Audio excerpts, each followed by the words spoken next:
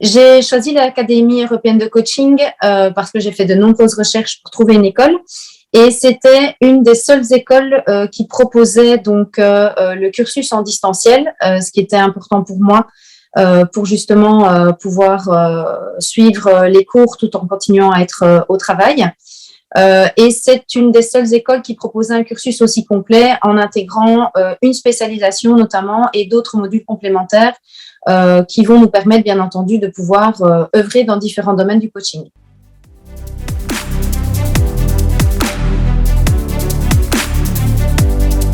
Ce que j'ai apprécié durant la formation, c'est les échanges avec les autres coachés, la motivation de Dominique tout au long des séminaires, le travail qu'on avait en interséance parce que voilà, ça permet bien entendu de pratiquer.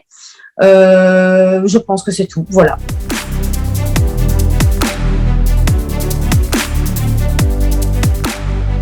Les atouts, donc comme je le disais, le fait que la formation puisse être faite en distanciel.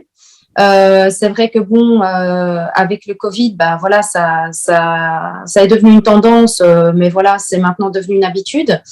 Le fait qu'il y ait une partie théorique, mais surtout une grosse partie pratique, parce que bon, le coaching, il n'y a rien à faire, c'est pas quelque chose que l'on apprend dans les livres, c'est en pratiquant. Et puis le côté multiculturel de la formation, parce que bon, en distanciel, on était un petit peu aux quatre coins du monde, ce qui est toujours sympa pour partager des moments coaching et voir aussi comment coacher selon les différences culturelles.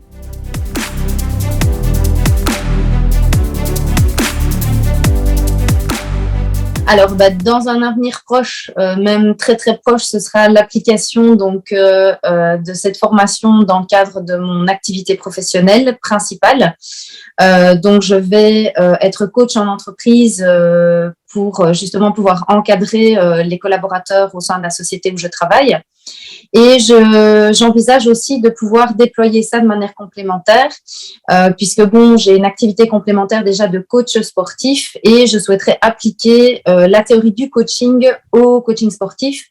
Et alors, il y a un autre sujet qui me tient particulièrement à cœur, c'est l'encadrement des personnes, on va dire des survivants du cancer.